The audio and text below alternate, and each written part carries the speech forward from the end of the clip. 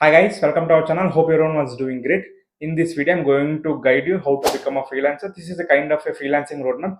So to understand this easily, like I divided into the 6 points. So before going into the video, don't forget to subscribe our channel and like this video. And now coming to the video, the first point is developing a freelance mindset. See, like while you become a freelancer, it's not like a job. You won't get a salary every month. Like sometimes if you had a good number of clients, then you'll get a good amount of money, and sometimes there is no clients, you won't get a money. So at that time, don't waste your time. Try to upgrade your skills. See, nowadays the startups are hiring freelancers than the full-time employees.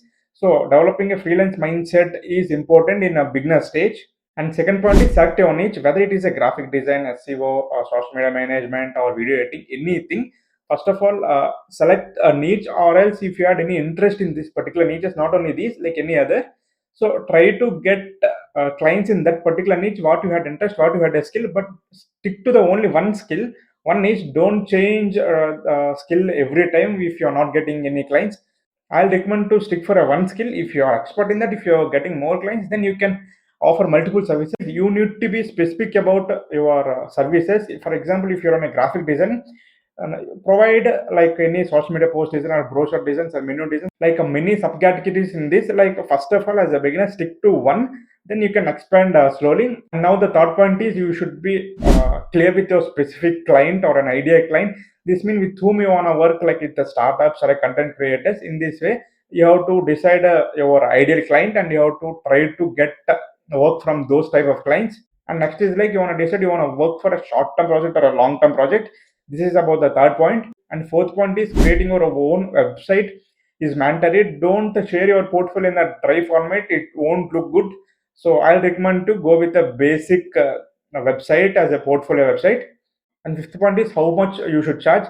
It depends on your experience, your work, and the type of client, and the type of work, and the deadline of the work. You have to consider many things, and you have to charge the clients. And sixth point is the last point. This is very important. After completing your service to your client, don't forget to take a review, like a testimonial from them. The testimonial should include your behavior, your work, and your time sense. Time sense in the sense like whether you are able to deliver the work within the time or not. Ask this review, this testimonial to your client.